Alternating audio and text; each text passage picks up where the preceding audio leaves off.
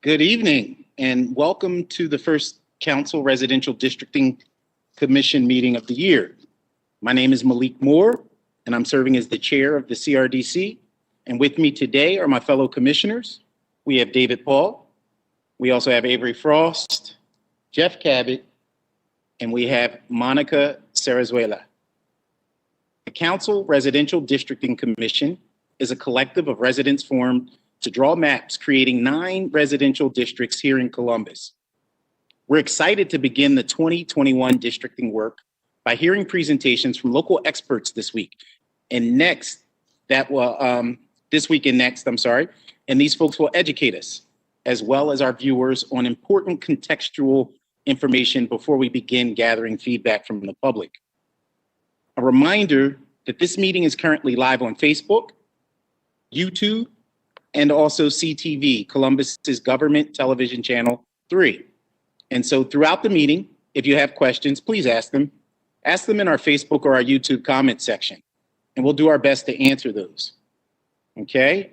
And so with that being said, I want to make sure that we begin to, that we go ahead and we want to thank and welcome our presenters this evening. And so we have Kevin Wheeler, who's the Assistant Director for Growth Policy in the Development Department here at the City of Columbus. And we also have, we will get time today to hear from Mark Dravilas. He's the Planning Administrator in that same Development Department here in the City of Columbus. And last but not least is David Huey. He's the Neighborhoods Program Coordinator, and he works for the Department of Neighborhoods here in our amazing City of Columbus. And so this evening, we're going to hear a presentation from Kevin Wheeler and from Mark Dravilas on zoning, urban planning, and socioeconomics.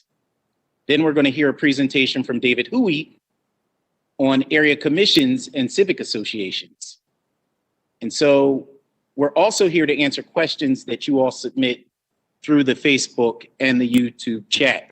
So again, I encourage you all, if you're participating on Facebook or YouTube, to submit those questions. And so before we start the first presentation, we have a special guest joining us to share remarks and to help us kick off our 2021 meeting series. So with no further delay, it is my pleasure to turn the floor over to Councilmember Emmanuel Remy to share a few words. Thank you so much, Chair Moore, and thank you to the entire Council Residential Districting Commission for all of the important work you are doing for the City of Columbus this year. My name is Emmanuel Remy, and I'm thankful to serve as your Columbus City Council member, leading the districting process for the council this year. To our residents joining us tonight, thank you for taking the time out of your busy schedule to embark on this districting process of the CRDC. I hope you stay engaged and share upcoming meeting information with your networks. It takes all of us to make a difference in this process. This is historic. The first time the City of Columbus, Ohio, will have council districts, and you all being here and engaged with this commission is critical to the success of the CRDC's work. I look forward to watching this progress over the remainder of this year and eventually, along with my colleagues, the opportunity to vote on which map will reflect our new districts for the city. But for us to get there, we are leaning on the work of the Council Residential Districting Commission and engagement from our residents to create that final map. Thank you for having me, and I look forward to seeing this work unfold. Best of luck, and looking forward to the work ahead. Thank you so much, Councilmember Remy, for your support, your leadership, and for allowing us to all participate in this historic work. Without any further ado, I want to turn the floor over to our first speaker, Kevin and Mark, to discuss zoning, urban planning, and socioeconomics. Kevin and Mark, Thank you for joining us this evening. Thank you. Thank you very much, Chair Moore. I am happy to do this, happy to be there. I want to make sure that you're seeing a slide that says Columbus growth patterns. We do see it indeed, sir. Thank you. Thank you so much. So just to clarify, Mark Dravilas is, as you noted earlier, is the Planning Administrator is not going to present. He's joining me this evening, and I'll give him a chance to add some comments after my presentation. But then he'll be able to help me answer questions as well and respond to questions to you. So appreciate the chance to do this. I'm going to walk through the presentation. It's probably about 20 minutes. And at that point, I'll be happy to answer questions. So Columbus goes way back, obviously, and this map just shows you a little dot in the middle of Franklin County in the 1850s. Columbus founded in 1816, but a very, very small community at that point into the 1800s. By 1901, the city of Columbus extended north to and past Ohio State. It extended east to the Bexley area, west to the Hilltop, and then south to about what would now be State Route 104. So pretty compact core city. 1950, and this is a really important time for the city and how we think of it as planners and folks who work on urban development issues, because 1950 is really when things began to change. This is a period before which we had a compact city. This is largely before World War II. The community wasn't really built as much around cars. And beginning in 1950, really we began to see a lot of growth. And so this just gives you a picture of Columbus at that time, only 40 square miles, 376,000 people. And if you look at the satellite communities around us, you know, Dublin at this point had 300 people. Reynoldsburg had under 1,000. Grove City, you know, just a couple thousand. So all these communities much smaller. Only 20 years later, the city had grown pretty dramatically. Columbus had grown to 540,000 people, and you begin to see the suburban communities grow as well. And this really was a function of a number of things. We controlled the region's water and sewer system. We were able to use that system to support growth, not only in our growth corridors, but for our suburban communities. And we also saw the development of the highway system and federal home financing that really allowed for the suburbanization of our region. So this is 1970. We look at 1990, and this really begins to look a lot like what the city is today. We've already annexed most of what we will have today by this point, and you see that the suburban communities have grown pretty dramatically. And then finally, 2020, the city now is 220 square miles, over 900,000 residents.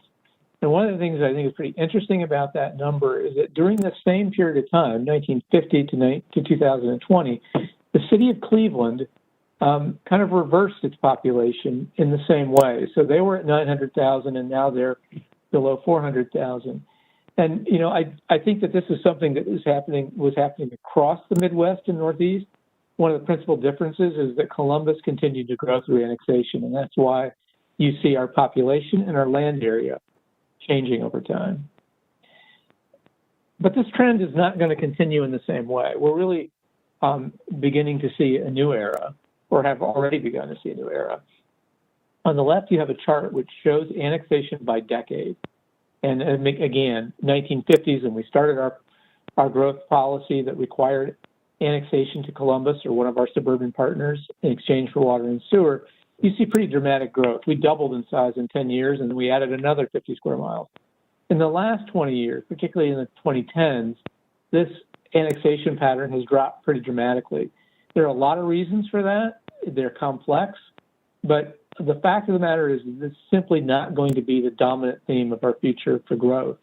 On the other hand, on the right, where you see population, that's been a steady increase, and we do anticipate population to continue to increase in our city, the city of Columbus itself, and obviously the county and the region more broadly. And we'll talk a little bit more about that later. The population of the city has become not just bigger, but more diverse. And the column on the left, the first column, just shows population of Columbus itself. In the first column, you see African American population as a percentage of the Columbus total, rising with each census. And these are in roughly 20-year intervals. You see Asian population increasing from the time it was specifically identified in the census. You see white population decreasing as a as the largest portion of the population. And then you see more recently the advent of the category 2 or more races in the census. And this isn't something that was happening before in the 1990 census or prior. So it's just showing up. And we also have other. And I think that as there are more specific categories added to the census, the other category may actually go down in percentage. And then finally, Hispanic origin, which is not considered as a race for the purposes of how the census looks at these things, that population has also increased. So again, the city's getting larger in terms of population and more diverse over time. I mentioned what happened to Cleveland in the last 70 years and the decline that they experienced.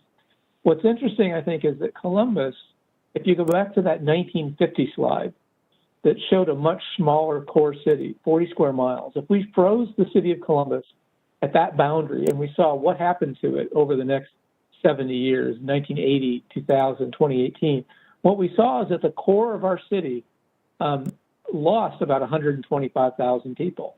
So we went from 375,000 to 250,000.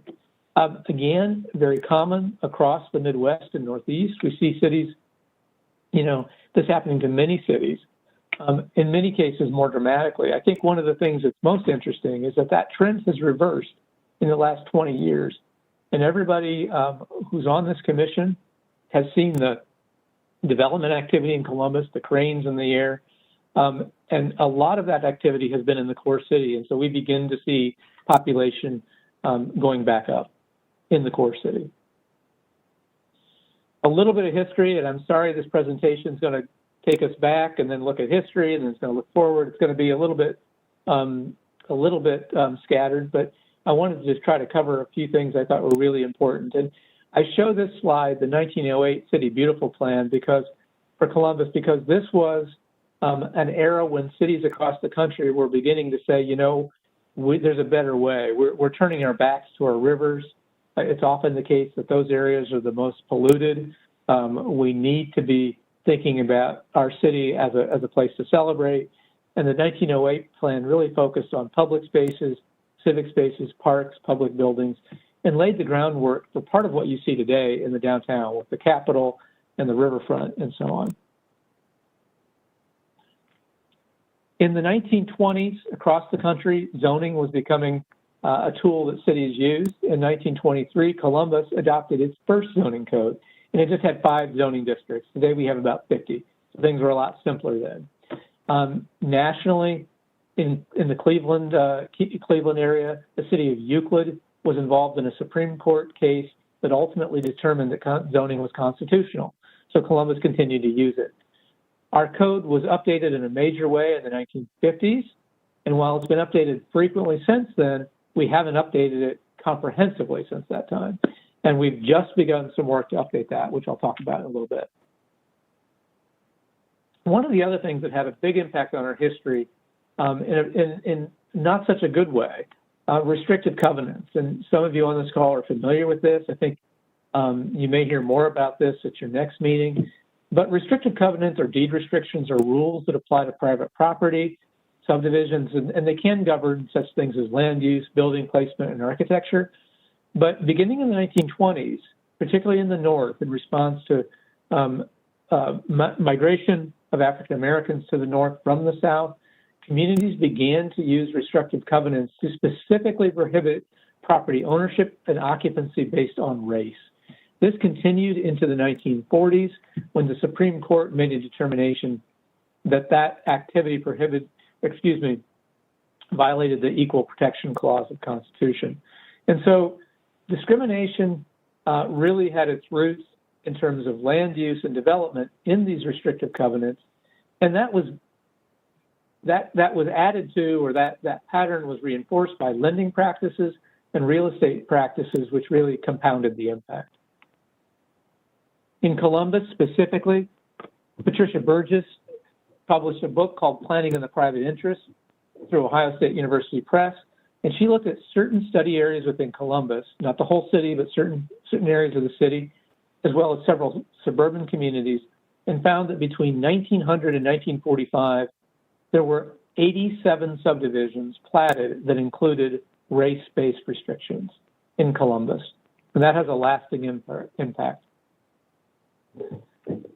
Many of you on this call are also familiar with redlining and the fact that the federal government used redlining to guide loan provision for new homes. So they did this through the Homeowner Loan Corporation and Federal Housing Administration. They prepared maps of over 200 cities across the country, and they took those communities and they divided them into 4 categories: green, blue, yellow, and red. And depending on the color, that determined whether you were able to get a loan. And the interpretation was, well, red areas are considered the most hazardous, perhaps the least stable for investment. They were almost inevitably neighborhoods of very poor and typically African-American or other minority and immigrant populations. And again, we see this pattern played out through today in terms of the footprint that it leaves on our community. Housing, highways, and urban development. The housing acts that created urban renewal projects often were applied with a pretty heavy hand to our cities, including Columbus. In Columbus, we actually had a group called SCAR, Slum Clearance and Redevelopment Program Committee. And some of you have heard of Flytown, and that's an example of a community that was demolished in exchange, or excuse me, to make way for highway construction. Many of the highways that were built during this era, $25 billion worth of investment, were routed through these same areas that previously had been redlined.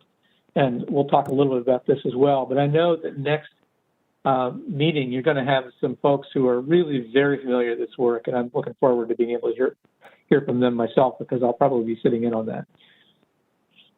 This just gives you an example of one highway on the east side, Franklinton. This is Sandusky Street, which is now 315. And this picture just shows you on the left what was there before the highway. And of course, you know, this happened nationally. We understand that. But I think one of the things that's important to remember is that these investments, which we all rely on today and are so important to our transportation systems and our commerce systems, had a real cost and impact on our communities.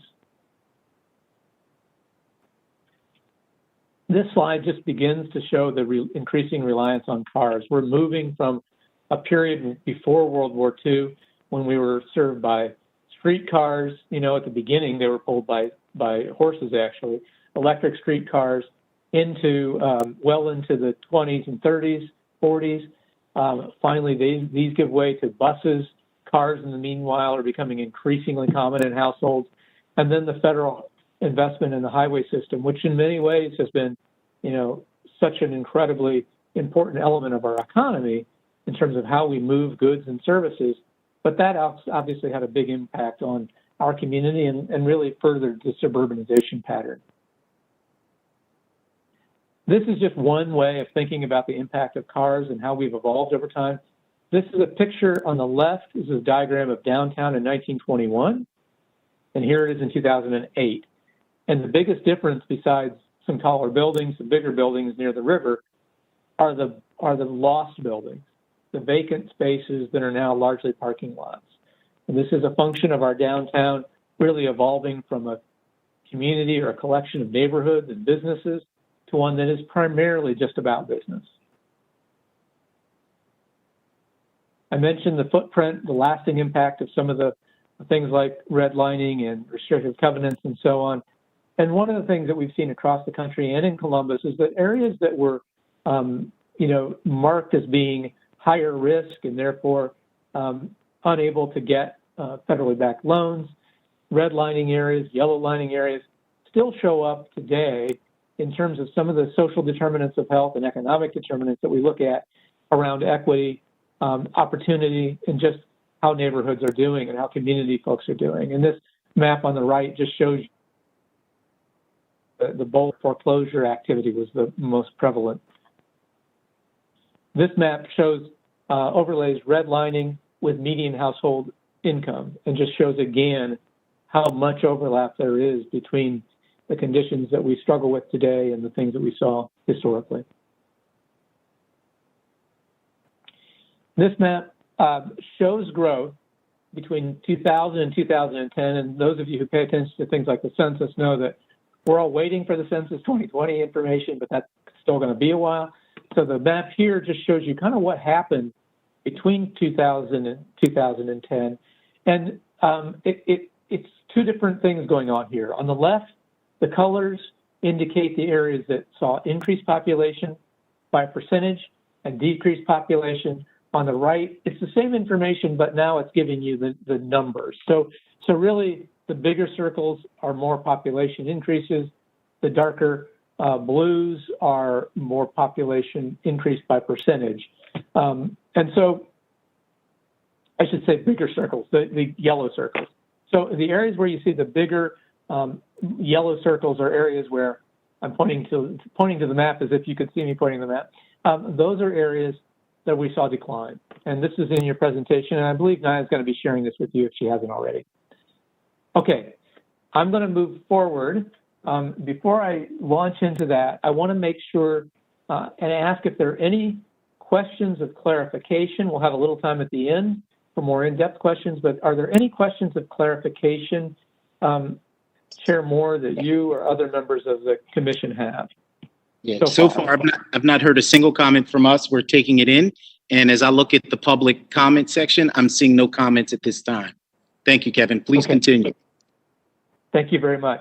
So we've talked about the history of at least the growth pattern of the city. We've talked about some of the impacts that we still see today. Really, I think the question that we are asking ourselves, and a big part of the role that I have with the city, is how do we look forward? Where are we heading? How do we get there? We see a history that's been characterized by territorial expansion, and we look forward and we recognize that we're going to be growing up more than out over the next several decades, and we need to be thinking about that and how it impacts the work that we do and how we support this community.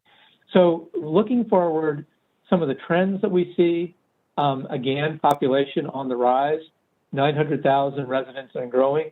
We anticipate having about half of the region's population growth, and that could be anywhere from 300,000 on up. And to give you a sense, we grew by 300,000 people in the last 30 years. So 300,000, 500,000 in the next 30, 40 years is not an unrealistic number. We see more infill development and redevelopment. And infill development just simply refers to development kind of in the midst of the community. Development, for instance, maybe of a vacant retail store, or maybe that last field in an area that hasn't been developed or seen activity. And Columbus has a lot of room for this. Less territorial expansion, again, the story there is very complex. We also see rising housing costs and an inadequate supply. We know that because we track that. And if you've been in the market for a new home, whether to buy or find a place to rent, you know that can be a real struggle. And it's particularly a struggle as you look at lower income brackets and their attempts to find housing. We know that as we move forward and become a denser city, we're going to need transportation options and choices. We know that we can't move forward as simply a car-based community. We've got to come up with options. We know that there is a desire for walkable neighborhoods. Everywhere we go, as planners, as people engaging in the community, people want to be able to walk to things. They want to be able to do things. And I think in the last year with this pandemic, walking is one of the few things folks can do. And, even if it's as basic as going to the grocery, putting on your mask and going in to get a few things, people want that option. And then, a reality on the last on this list is just that we recognize that not all neighborhoods have prospered. And there are lots of reasons and lots of pieces of evidence for that we can look at, but that's a reality that we have to be aware of. As we look to the future, there are a couple things that we've been able to build on. The Middle Ohio Regional Planning Commission has gone through some exercises. Some of you may be familiar with it, Insight 2050, and they really asked the question, first in 2014, how can Columbus and our suburban communities grow? And really the conclusion was that the only way that we could grow and be economically sustainable, to support our community, to be environmentally responsible, is to be more focused in our growth. And specifically, to look at the opportunity for some of our corridors, our West Broad Streets, our East Main Streets, our Cleveland Avenues, et cetera, to maybe be again what they have been in the past in our community. And one of the reasons that corridor development and this focused growth is appealing, in addition to the fact that, it provides opportunity for reinvestment, new housing and jobs, is that it can also support transit, better transit, and transportation choices that maybe now are not feasible. We also have something called the Columbus Citywide Planning Policies. This is called C2P2 for short. And this is something that we have developed working with a number of community members over time to try to bring consistent level of guidance for land use and design guidelines and character. And this is something that we want to continue to work on.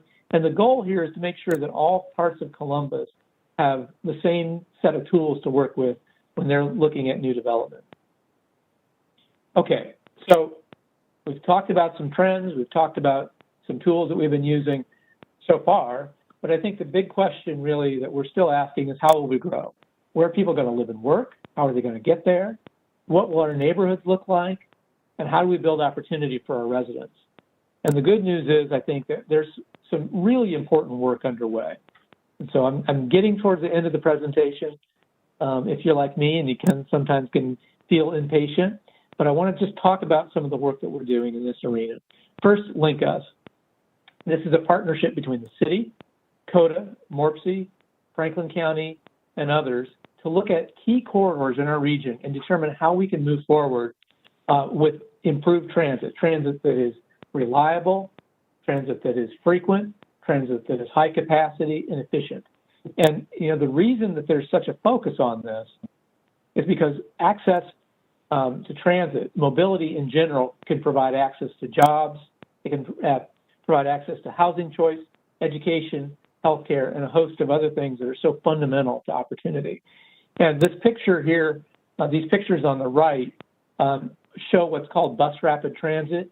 We have a form of it on Cleveland Avenue. I think that what we're looking at with Link Us is how can we sort of take that to the next level where we have dedicated rights of way, where we have maybe longer articulated buses, we have more automation, et cetera. Basically, transit that for all intents and purposes works like light rail, but it's on rubber tires.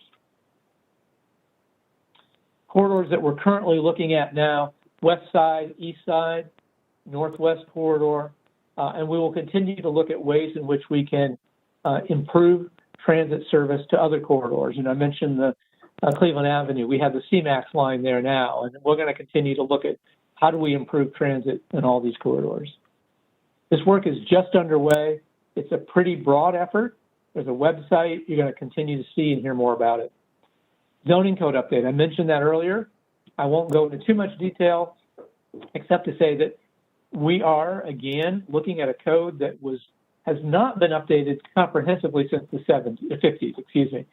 Lots of changes, may not be a single word left from the 50s, but there's a real recognition that we need to look at how we can adopt a code or move towards a code that is better aligned with city priorities for things like equity, affordable housing, jobs, transportation, et cetera. So this first phase we're in is a diagnostic. We're looking at the code and the process to determine what works, what doesn't work, and sort of set the stage for phase two. And one of the things that's going to be important throughout this process is engagement. And we want to look specifically at community constituencies that we haven't necessarily heard from, typically in the development process. So we're going to be working on ways to get that word out and hear from folks. Affordable housing, a priority of the mayor, a priority of council. Some of you may be aware that MORPC recently completed their regional housing strategy, and the mayor announced, initiatives on our part to move forward with housing by identifying somebody who will focus at a policy level on affordable housing. We've recently begun a process to revisit our tax incentive policies towards housing. So there are a lot of efforts, and I can't really do them justice, except to say this is a critical area of concern and interest and work in our community. Sustainable Columbus. So Kevin, I hate to interrupt you. I did have a question come up on Facebook that relates to just what you were talking about, and maybe you can help us to just put a pin in it. I have a person in Facebook said, so in my West Side neighborhood, an updated, not new home was costing $85,000 to about $100,000, and now they're going for $150,000 and more. Where are people supposed to live who work full time at $15 an hour or for $30,000 a year? And so I think it might be a great time to just share more about the affordable housing, or even tell folks maybe where they can learn more about the answer to this question. Sure. Thank you, Chair Moore. And there are some folks that work in the city every day on housing issues. We have a housing division, a division administrator, and others at a policy level that are focused on this. And they are certainly better suited than I am. But what I would tell you is that one way to learn more about this in the short term, if you're seeing the screen, if you go to Mid-Ohio Regional Planning Commission and just look up their regional housing strategy, what you're going to find there is a wealth of information about housing affordability, not just in Columbus, but in Central Ohio more broadly. That work includes statistics about what the issue is, as well as outlining a number of critical steps to meeting that need. So I think I want to say that this is a very common topic among city leadership at every level. And when I say that, what I mean is that people understand that there are real challenges out there and there's a real commitment to work on this. So I apologize. I don't feel equipped to be as responsive as I'd like to be, but I would encourage you to start out by familiarizing yourself with Morpsey's work and keep in tune, stay tuned.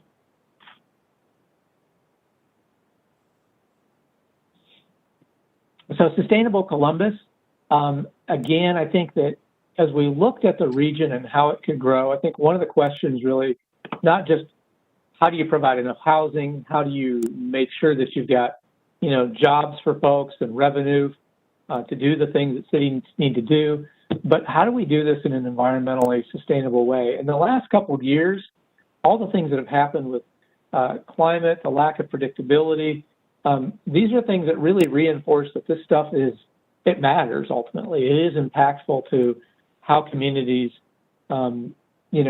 manage to make their way forward. And I think that what's good about Sustainable Columbus is that there's a very deliberate effort afoot to look at to develop a climate action plan and look at the ways that Columbus responds to issues of climate and environment, and make sure that we're doing the things we need to do to prepare ourselves for a future that looks, I think at the very least, much less stable from a climate perspective than we have enjoyed in the past. And again, there's a whole body of work around this.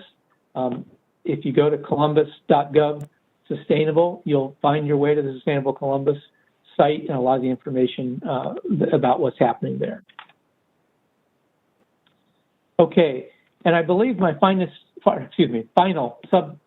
substantive slide is zero vision. And this is something that I just wanted to share with you because it's a recognition that for a long time our transportation system has really been built around cars.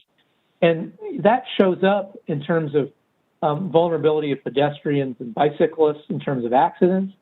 And there's a real effort afoot, not just in Columbus, but really broadly across the country and the world to look at transportation systems in a different way. And Vision Zero in Columbus is part of how we're doing that, to look at how we can eliminate traffic fatalities and serious injuries in our city.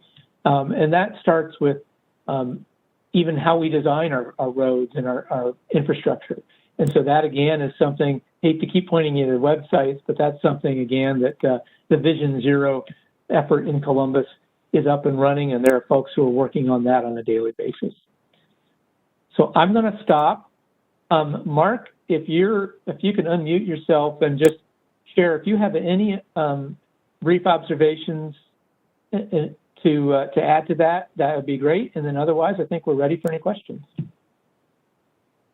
Good evening, all. As Kevin said, I'm Mark Travillis. I'm the Planning Division Administrator. And nothing specific, Kevin or Chair, just, appreciate the opportunity to be on the call. And really just to reiterate, the point, I guess my observation, I'll just say, is that it's a momentous time, with what you all are doing, And with all of these programs that Kevin had, each and every one of these programs that Kevin had one slide on, there's tremendous activity underway. And we in planning have been working closely with Kevin in particular on the zoning code update, and we'll be supporting him and other department staff on housing efforts and so forth. So, and nothing more than that, other than just appreciate the chance to be here. Happy to answer any questions that I might answer. Well, thank you, Mark. Thank you, Kevin, as well. We do have a question from Commissioner Sarasuela. I'm going to go ahead and turn the floor over to her. Thank you, Chair Moore. Thanks, everyone, and thank you, Kevin, for this presentation tonight. As I think, about our city's growth and how we're going to grow in an equitable way, those zoning code updates are absolutely critical. Can you share with us and those listening a little bit more about that timeline and when we expect that work to be complete? I know you outlined the 2 phases. Sure, thank you. So phase 1, and that's what we're in right now, is kind of an analysis phase. We're going to wrap that up this summer. So we're about 2/3 of the way through a 6-month process. That will include sort of a game plan or a recommendation of priorities for moving forward to phase 2. Phase 2 will be the actual, roll up our sleeves, begin to develop proposed zoning code, look at the zoning map, et cetera. And we hope to get that started this fall. That will extend beyond 2022. That's going to be in-depth work. I think one of the things that, you mentioned equity, and if I may, I want to just share that one of the things that, we have become aware of, or that we've been sort of recognizing in this process, is that, the code is very complex, and that for a lot of smaller scale business operators, folks who are not familiar with the code, don't maybe have the resources to navigate that process. One of the things that, we want to do is be thoughtful about ways that we can make it easier for folks to navigate it, to access it. We also want to look at specifically how we can engage a broader spectrum of the community in the process of hearing from folks about the code, getting input, and outreach. And we did a survey recently, we just completed. We had about 3,000 respondents, and we asked folks to self-identify based on race and income and renter versus homeowner and so on. And one of the things that really was important in showing us was that, we weren't hearing from as broad a cross-section as we want to. And so as we move into phase 2, we're going to be using that information to frankly, do a better job of tailoring outreach to achieve that. Thank you.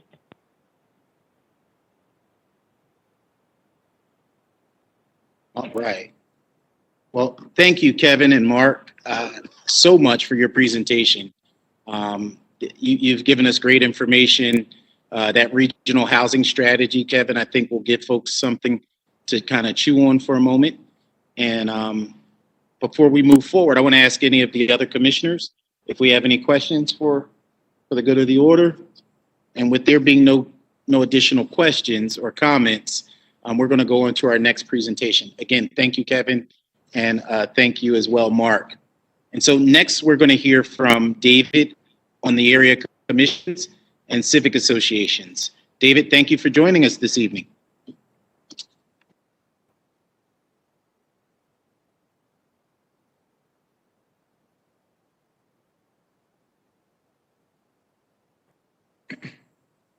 Thank you, Chair Moore, and the rest of the board. I appreciate you guys having me here tonight. I hope that you learned something about how citizens participate in government here in Columbus. Can everybody see my first slide?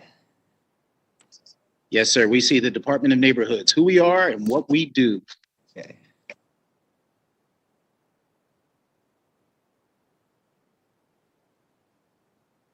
So I'm primarily here to talk to you about area commissions tonight, which are advisory bodies that the city seeks recommendations from throughout the city.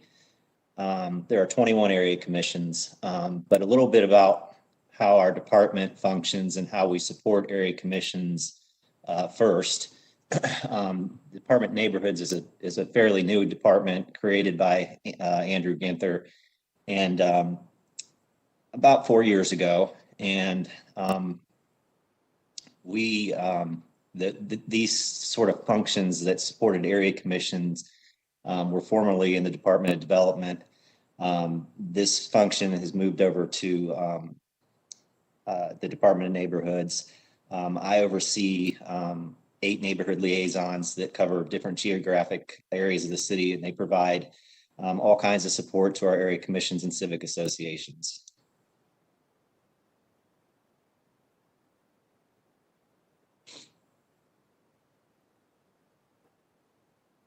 Let's see.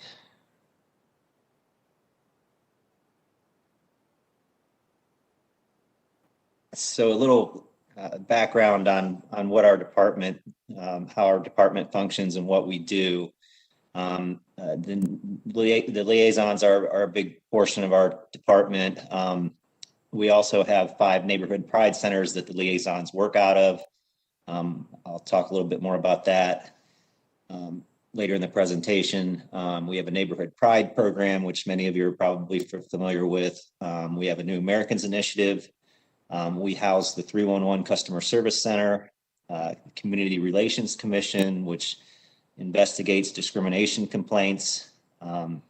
We have a comprehensive neighborhood safety strategy that looks at safety infrastructure in our neighborhoods. And we have 2 major community planning efforts going on, one in Linden and one on the Hilltop.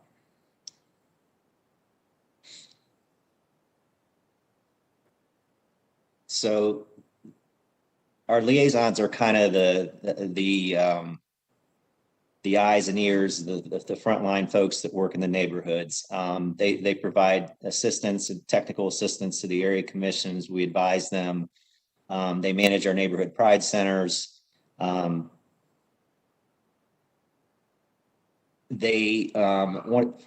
one of the best things that my team does is they communicate with the neighborhoods. They have massive distribution lists that have residents, community leaders, businesses, community partners, resource providers. So we're really good at getting information to the neighborhoods. We helped Kevin with his, I think we're one of the reasons Kevin got 3,000 responses to his zoning code survey. So we also can communicate across sort of every one of the liaisons has sort of a frontline staff. They work with police, code enforcement, health department, public service staff, and they kind of they communicate across all agencies in the administration to solve problems. When folks have a question that they don't know where to call, they call their neighborhood liaison, so they can kind of work through the city and try to. They're quality control managers for things that you're not sure what to do with. They also communicate with the mayor's office, city council, and they also provide advocacy for their areas and communicate that with the administration on what neighborhoods are feeling or what their primary issues are. And that leads to, they have a big part in coordinating the investment of city resources.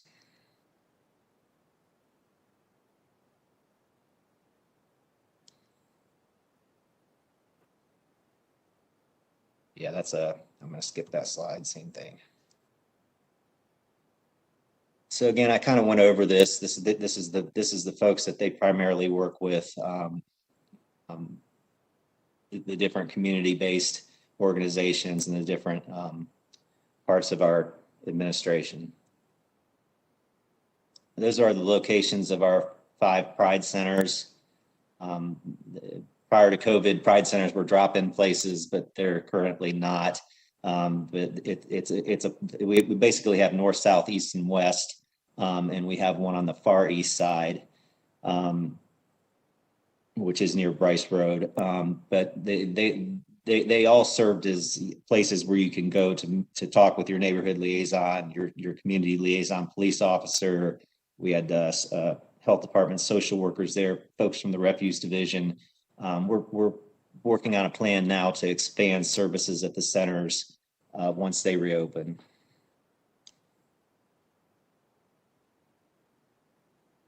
And that's kind of the focus of the Pride Centers, is to provide, neighborhood services in the neighborhoods. So all the Pride Centers are in neighborhoods, and we tried to put them in places where folks could walk on bus lines and get answers to their city questions in person if they wanted to. So I'll move into the part of the presentation that Naya asked me to focus on tonight. So commissions were, the code for area commissions was created almost 50 years ago now. And the point was to get neighborhood residents to weigh in on city projects. The first, I'll give you a little bit of history. The very first area commission was University in 1972. Franklinton was second in 1973. And then we've had, through the 1990s, we had 8 more, and then we've had 10 more since 2000. We continue to add commissions. We have our last commission is the Mideast Area Commission, which formed in 2019. So area commissions are authorized by Columbus City Code, and I'll go through how you go about forming a commission. And if you're really interested, it's Columbus City Code 3109 that spells out the purpose of area commissions. And I'll go through a little bit more of that too. But this is their main purpose is citizen participation and in an advisory capacity. I tell them all the time that they have no power, but they have influence. So they advise the administration, and they also advise council on mostly development projects in their area. If you go to an area commission meeting, I'm going to go through some of the other things that they do, but they primarily weigh in on zoning applications, zoning variances that are in their area.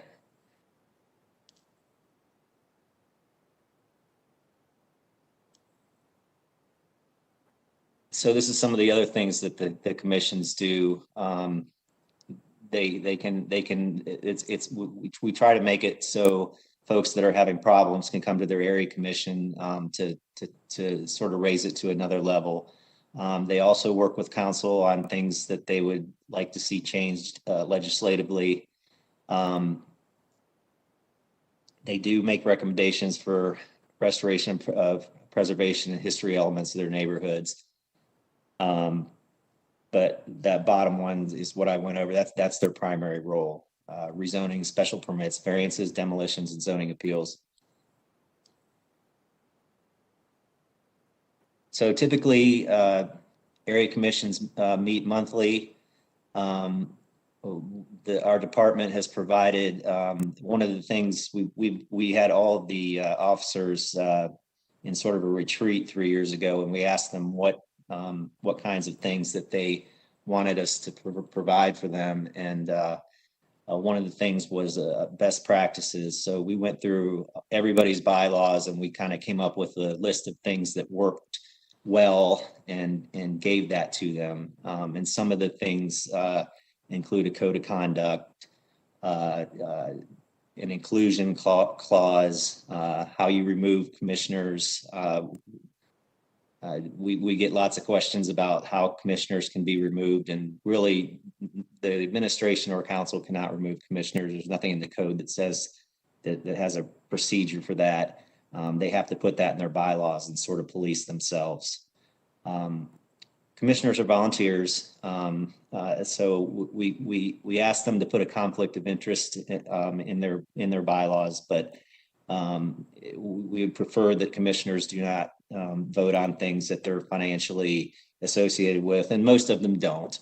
But they are not bound by any ethics law because they're volunteers. Since they are quasi-city bodies, they do get legal advice from our department and the city attorney's office. And so we do advise them on legal matters. They get a budget from the city. We provide them between $2,500 and $3,500 a year for their operations.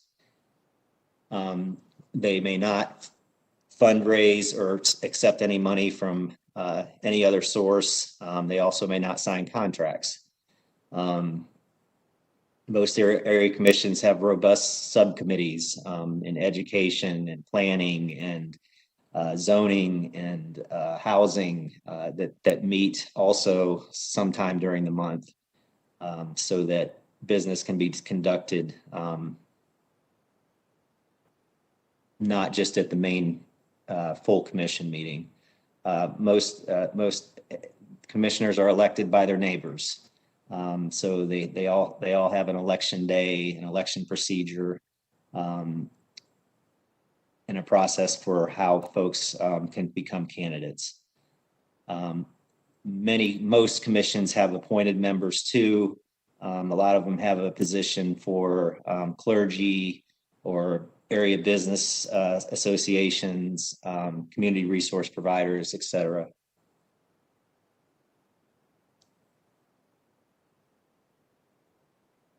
So if an area would like to become an area commission, there is it is spelled out in the code and how they can form. It basically requires well, first I should say they cannot form in an area that already has an area commissioner, and they cannot overlap boundaries of any current area commission. It requires a petition and 500 signatures of area residents or people that own property in the area, and they can petition council to basically create. Well, they can commission. They come to the Department of Neighborhoods, and we create legislation that then council passes once the mayor approves it.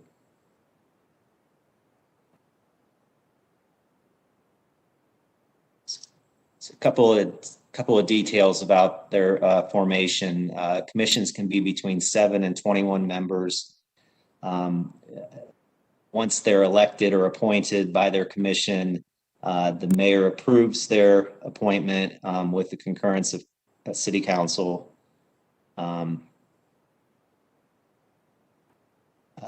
All commissioners serve for a term of 3 years. And again, they all have an election procedure, which are pretty similar across commissions.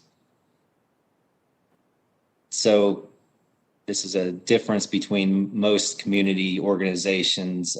Since they are official Columbus bodies, they are subject to open meeting laws, sunshine laws.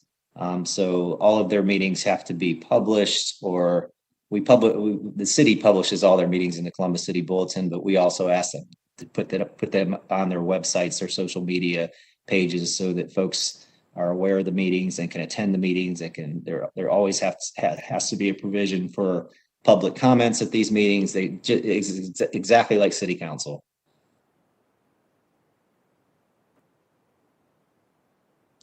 So obviously, last year at this time, my team was scrambling to get all of our area commissions to meet virtually.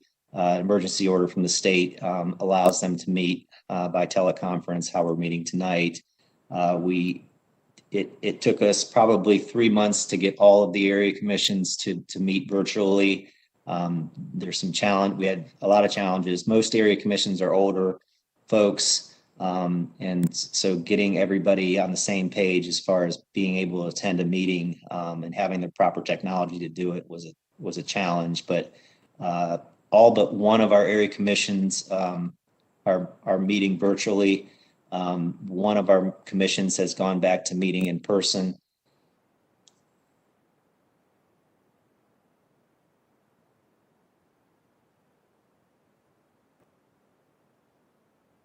So this next section, I'm not going to read through every one of these, but this is taken directly from the Code 3109 about what commissions do, and I've kind of covered this stuff already.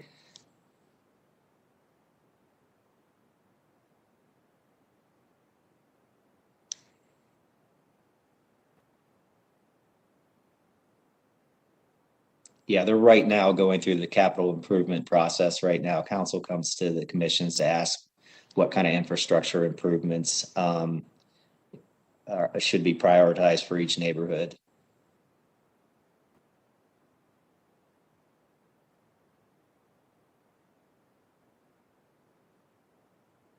Basically, anything the city or the county wants to do within the neighborhoods, they first come to the area commission to discuss it and get their input on whatever it is that they're doing. And those are the list of our 21 current commissions. Dave, as we look at this slide with the 21 area commissions, we have a resident wants to know, how does she find her her liaison? Is that something you can share easily, a link or an answer for her? Actually, at the end of the presentation, Chair Moore, I have a contact information for each liaison. Okay, thank you so much. Yep. So I'm going to skip this one. I'm going to end on this slide, but I have two more slides here that I wanted to touch on civic associations because people get confused about the difference. So civic associations are volunteer. That's our definition of civic associations. You know, we have more than 300 civic associations across the city, and they're basically they have a number of different purposes. You know, it's for improvement of their area. We obviously cannot attend all 300 civic association meetings. We try to get to the civic associations once or twice a year, depending on which civic association is. Some of them come in and out of the activity, but we do provide the opportunity for them to register with the city, and we do have a database that we track the civics as far as if they're active, if they're not active, if they have bylaws, when their meeting dates are. So if folks want to know about specific civics, they can also get in touch with their liaison. I should say that we do have in most of the city is covered by area commissions, but we have three major civic associations where there is not an area commission. That would be Northwest Civic Association, Northland Community Council, and the Far North Coalition, kind of up by the Polaris area, that we do send zoning applicants to present at those particular civic associations since there is not an area commission. And the next slide just goes over what we consider a civic coalition, which is basically more than two civic associations that have established a coalition.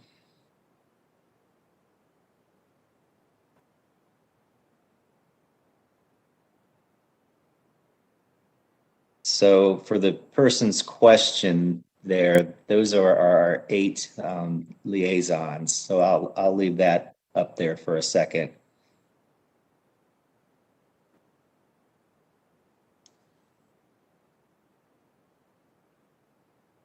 Chair Moore, did that person say which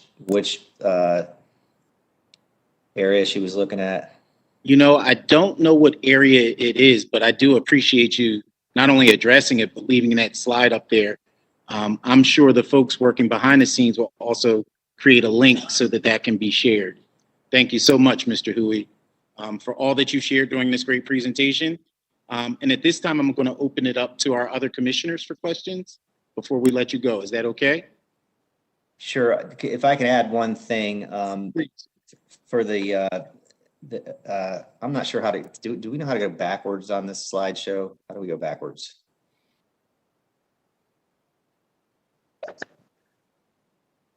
I Are believe you it's able to just advance? the back arrow. Okay, good. Yeah. Uh-huh. Thank you.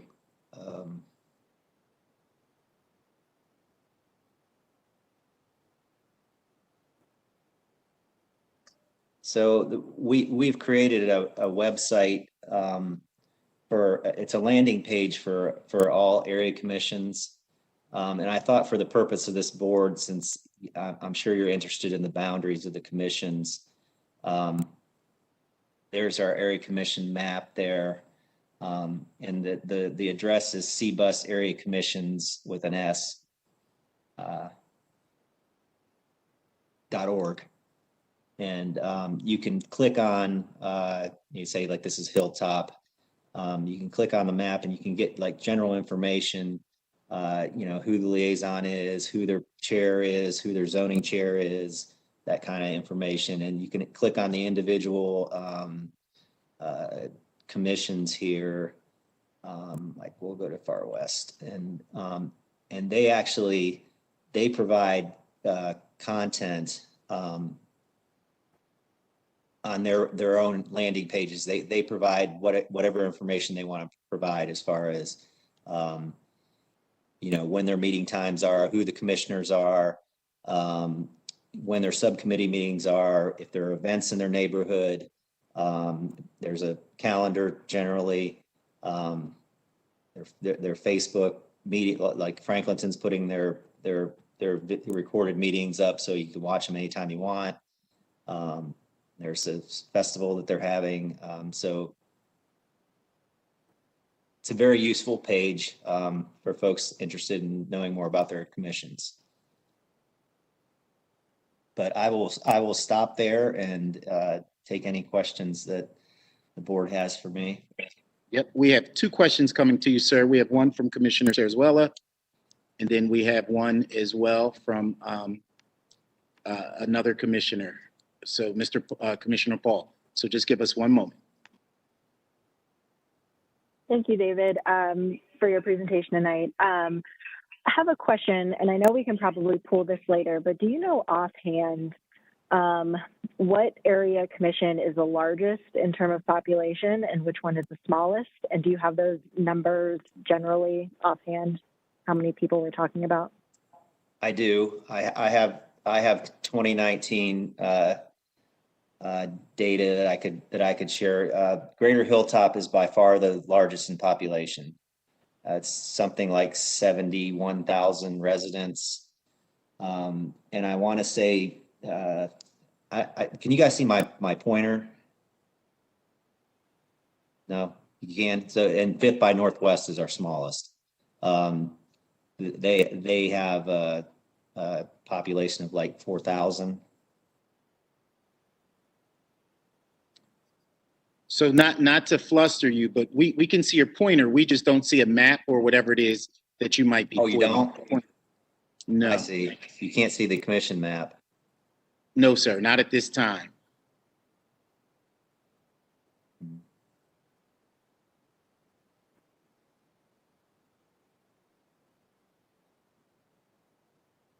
Are you using your back arrow to move through your slides? You're on the slide with the link right now. Yeah, I went from the link to the actual website. Okay, so you're trying to share the website? Yes. So you'll need to go back down to your share button. and it should show you various locations that you wish to share. Do you see the map in any of those?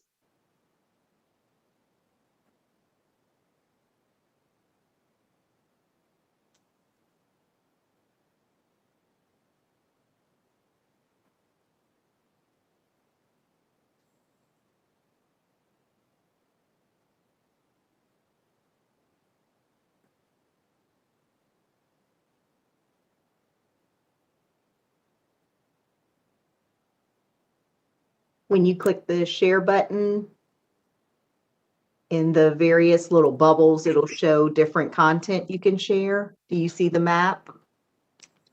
Yeah, I gotta open the map back up. Hang on. Oh, okay.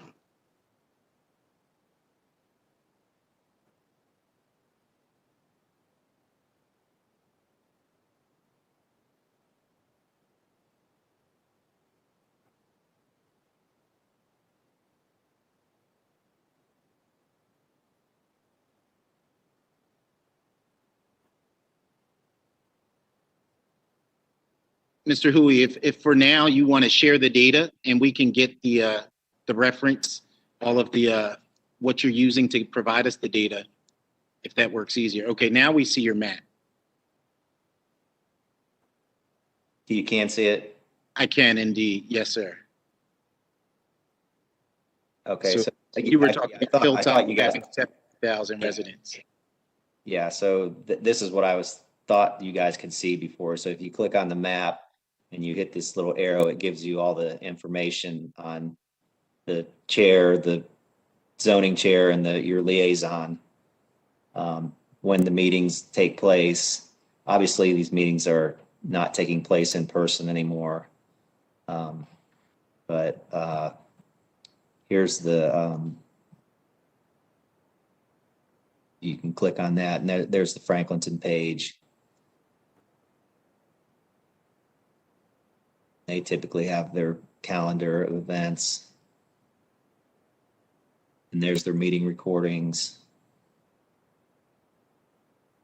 So yeah, anything you want to know about a particular area commission, you can go to this page. But yeah, happy to take any more questions.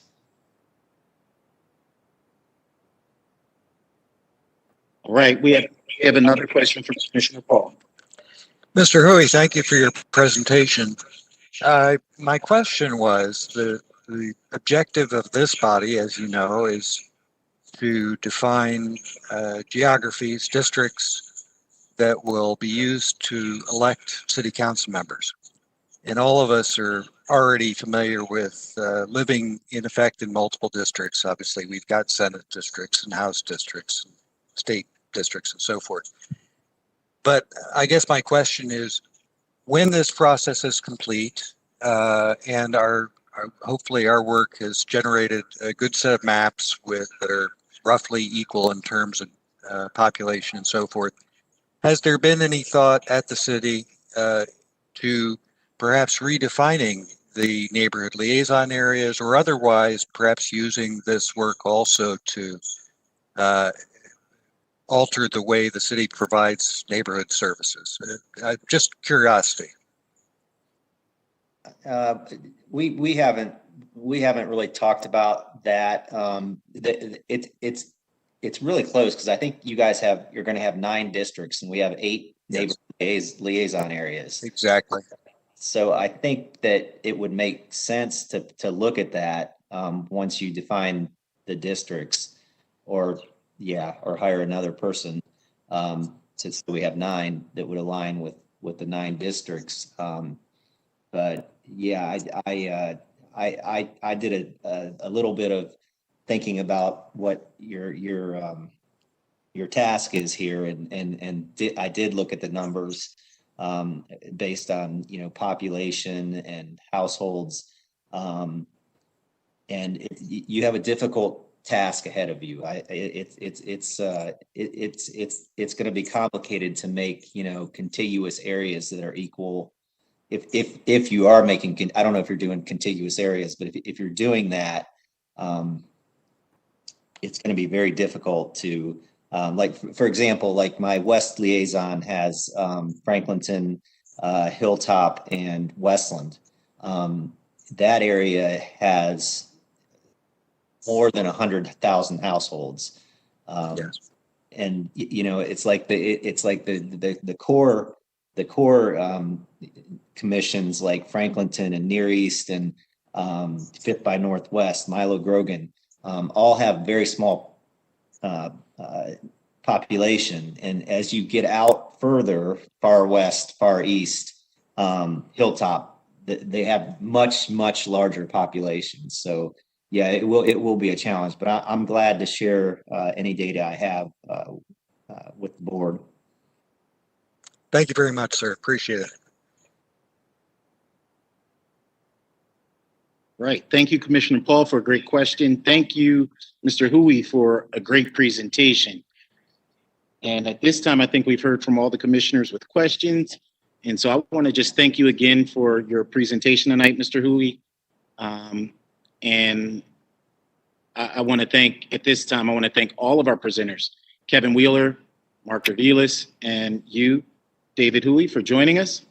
I want to thank our community members for their engagement and being with us as we've gone through these presentations tonight.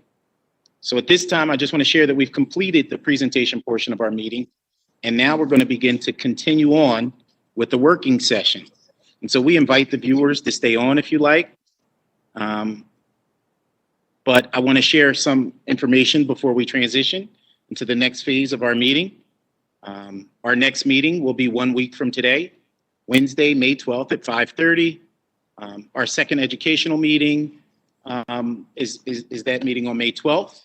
If you want to learn more about the work of the Council Residential Districting Commission or view the meeting series schedule, you can go to www.columbus.gov/districtingcommission and find anything you might need there. And if you have questions between now and our next meeting, which again is on May 12th at 5:30, you can email our commission at crdc@columbus.gov. Okay, again, crdc@columbus.gov. And at this time, we're going to move into the working meeting portion of this session, the working session of our meeting. Okay, so with that, let's go ahead and move into our next session. So commissioners, at this time, I just wanted us all to talk to each other. We're together for the first time, and we're going to make sure we abide by our open meeting protocol. And I want to explore the possibility of us creating a regular meeting after our public meetings on Wednesday. At one point, we heard that there would be a challenge with us gathering, but I think after speaking to Commissioner Paul, the only Wednesday that might be questionable could be the last Wednesday of any particular month. And I think we can easily find a workaround to that, or just avoid holding our meetings on the last Wednesday. Does that sound like it could work with all of us if after our regular meetings, we go ahead and meet with each other to see what we might need to move forward? Okay? Thank you. All right. And so we've not had a lot of chances to talk. And so I wanted us to talk to each other and see how we feel about the work that's ahead of us, the way that it's slotted out. If you were to oversimplify it and break it down, we have these public meetings, and then we have the work portion. So we're meeting weekly for all of May, meeting weekly for all of June. July, we have what appears to be a break, but that could be the time when we begin to dig in and really begin to look at the part that Mr. Hui so politely said was hard work we have ahead of us, figuring out these contiguous districts and how they might connect or not connect. And so I'd imagine at that time, we'll have some work groups that are doing meetings and some subcommittees. But what does that strategy or that piece, that chunking out, does that seem like, so for us to have something, some maps, some versions of maps, some conceptualized maps ready in September, are we seeing that we'll continue to collect public comment, continue to do our own thought processes, and then take advantage of those weeks in July where we're not meeting with the public to begin to create that tangible product? Does that make sense? Yes. Mm-hmm. And I have no experience using this GIS software. I can't say that I have an urgent drive to master it. But I do think we have some curious folks and some folks that might be interested. See nods over there to the right. Yeah, I would just say, working at CODA, GIS to really different. We can't hear you. Oh, on here? Okay. Might as well. Yes, if each I'm gonna speaker mute could, myself, so you go ahead. yes, sir. Okay. Each speaker just speak Can into you hear your me now, mic. Dave? Mhm. Okay. At CODA, I know we use GIS software to kind of like layer on our service and then pull like population and demographics and just you can toggle different layers. And I think that that's going to be really beneficial. Like, how do we layer the civic associations and, the area commissions with, population and, racial demographics and all these different things as we think about these maps. So I definitely have an interest in that. So As opportunities arise for someone to work closer with our in-house expert, would you be the first one that would want to raise their hand and be a part of going through some of that sessions? And if we can't, we can at least know that our work is going to move forward through you. yeah, I'm happy to kind of be Does that that sound fair to all of us? lead. Mr. Yeah. Cabot, any? Sure, and if there's gonna be any tinkering around or playing with it or demonstrations, I'm happy to show up. Excellent, excellent. Some buttons. Okay. I assume we can have precinct boundaries. I'm guessing. And so it sounds like we all might have concepts of boundaries that exist. And maybe we want to start a file that might layer, to your point, boundaries that already exist. It might be that I'm on a bicycle club and this is one neighborhood, or I'm on an area commission and this is, or I've lived on the east side and there's been a migration of people. I'll make sure that's documented. But between us, we should all probably have a few layers we would suggest. But Commissioner, you will be our lead in working with that. Yep. Chair Moore, I did have a question, and that was, even though our working sessions where we're looking at maps and crunching numbers will not be the public sessions. To my Will there be an explanation for the public of the process? And perhaps even some discussion of the tools that we will use, the ESRI redistricting software and so forth. As I look at the five of us and who we are, even if there was no plan, I don't think any of the five of us would allow that work to move forward without including the public and having a summary and understanding, kind of some breadcrumbs so that they know. And so thank you for that reminder and keeping that front of mind. But again, I think we all come to this with the spirit of transparency and servant leadership. And yes, we need to make sure that what we're learning and what we're mastering and what we're thinking is something that we share, because we're five perspectives, but we could easily, if we were arrogant, go forward and miss a bunch more. Yep. So we'll continue to challenge each other to make sure we're listening correctly and inclusively. Yep. Thank you, sir. Thank you, sir. What other things are we thinking about when we look at our whole chart of work so that when we're done and it's time to dissolve, we feel like we ran the best we could run, we listened the best we could listen, we built the best we can build? What other things are you guys thinking about that we might need to begin to build into our weeks, our check-ins with each other, how we communicate, when we communicate? I can't thank you enough for sharing when you're not online, right? We're all volunteering to do this, and there are going to be times that are probably untouchable. So please, if there is a sacred time, some of us it might be Sundays, some of us it might be Thursdays, let us know your sacred time so we're working around it. Because as much as we love the work, we can't drive you guys as hard as you might be driven at work. We got to respect that, okay? I don't know. I would say, You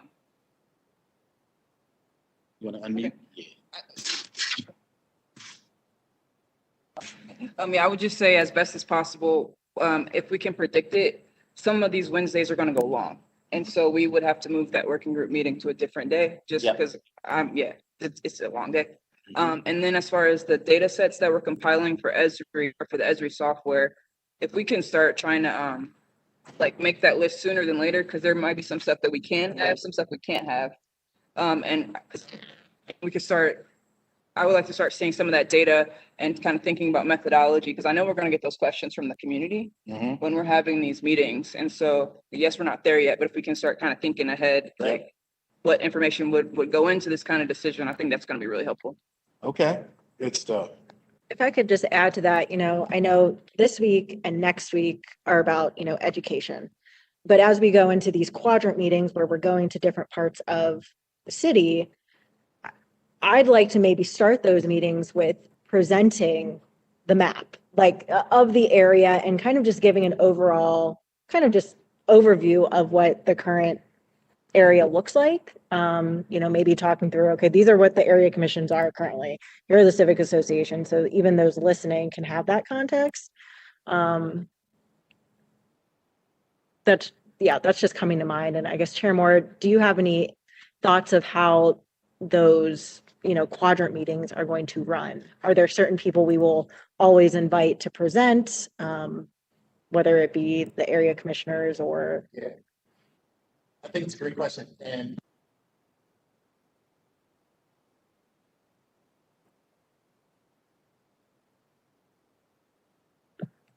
thank you, Chair Moore. So we haven't decided all that information of who we're going to invite. The point of those meetings is really to collect information and feedback and recommendations from the commissioners.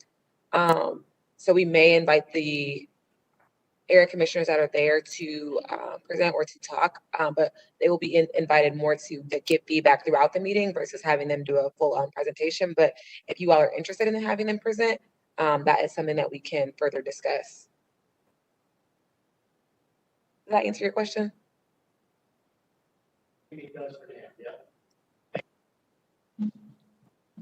one quick question. The state of Ohio is going through a similar process on a much larger scale with perhaps more at stake. But they have a system where citizens are able to download software and propose maps of their own. Is that something that could be possible for us? I think that question is again for me. So there is software, but there isn't software that gets down to the city level. I've looked at a couple of the different softwares that are out there that you can kind of download and play with your own maps. Residents are able to submit their own maps to council, but I'm not sure what software they would use. Because from what I saw, most of the software is on like state level or federal level districts.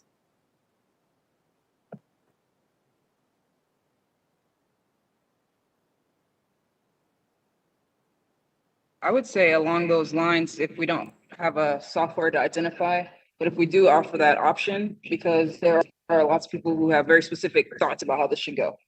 And then so if we can have them submit those, and then we can course correct based on population data and estimates, and we could say that. It's like, we didn't do that exact area because, half the population moved in the last 10 years.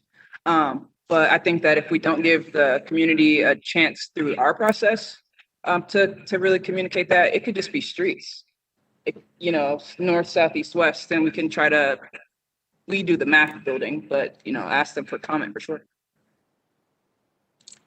We might talk with the Mid-Ohio Regional Planning Commission because their mapping specialists, I know, have set up in the past opportunities for folks to look at maps and provide specific comments and recommendations on various highway and street projects and that sort of thing. So they may have the ability to give the public the ability to kind of select geographies and shapes, if you will, that might form new districts. There may be a facility there that Morpsey can help us achieve.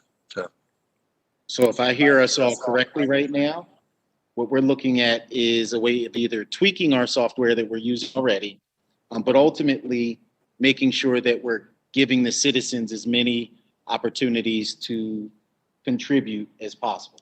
That's what we're saying. And so we're going to do our part as commissioners to commit to getting as much of the ability to manipulate into the hands of citizens, whether it be through MORPC or manipulating our existing system or exploring what the state of Ohio is doing? Okay. Especially in terms of identifying areas of common interest that are not going to be based strictly on geographical features. Obviously, the river is a divider in many cases, or a highway. But what we can't see is just as important, I think, in many cases, in terms of defining neighborhoods and not separating neighborhoods of common interest any more than necessary in order to establish districts, trying to keep communities that may be made up of multiple neighborhoods together. Since we only have 9 districts, we can't create 300 districts, one for each civic association. Obviously, there will be some division, but we want to try to minimize that, and learning more about what binds neighborhoods together to form communities would be a very helpful tool that I'm hoping the public can help us with. Great questions I'm hearing here. All right. Is there anything any other commissioner wants to add for the good of the order this evening? Knowing that we're meeting again next Wednesday at the same time. Right.